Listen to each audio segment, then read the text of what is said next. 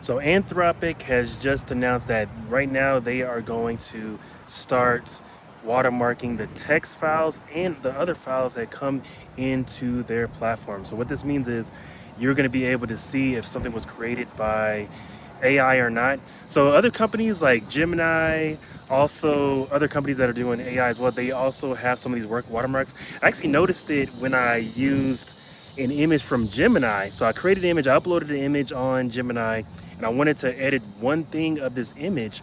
And I got the image file, but then when I posted it on LinkedIn, I did notice that it was actually watermarks. So for some reason, I feel like the engagement was extremely low, honestly. When it was an image, it wasn't text, it was an image. So that's something to think about when it comes to business and marketing in general is like, what does this mean for the business space as well? Also, what does it mean for water marketing in general when it comes to your content?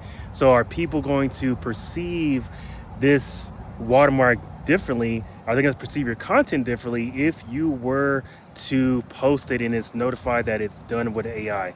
It might be a different type of feel. They might not engage as much. But one thing that is a question is what needs to be watermarked. So whenever I'm talking to companies, I get this question often.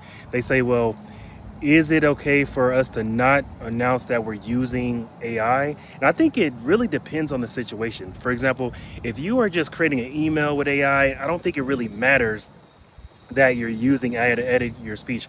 But let's say you're using content to make money, you're creating videos, you're creating movies. I think when it comes to people paying for some type of service or product, I think you do want to announce that you are using AI to make it. And I feel like you don't want to make it seem like you're not using AI when you really are. You don't want to kind of, how should I say it? You don't want to act like it's not AI. You want to act like it's real when it's really not. I think that's one thing that's gonna affect everything. But it's gonna be interesting how it works, because one thing that's happening even in the education space is there's lawsuits. Students are suing schools because the professors are saying that something is written with AI when in reality it's not written with AI, or maybe it is, but they can't really prove it. So one challenging part about this whole announcement is that just because it has watermarks on it doesn't mean that somebody can not use like an AI humanizer, or they can edit the words, they can edit it to make it sound more human.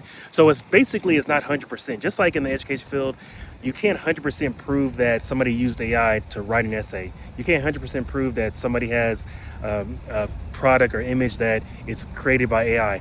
And you got to think about, what if only 5% of that is used with AI?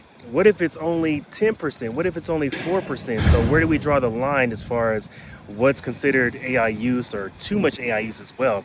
But that's something that we got to consider as far as like business people, professionals, is what do we announce as AI use and what is not needed to be announced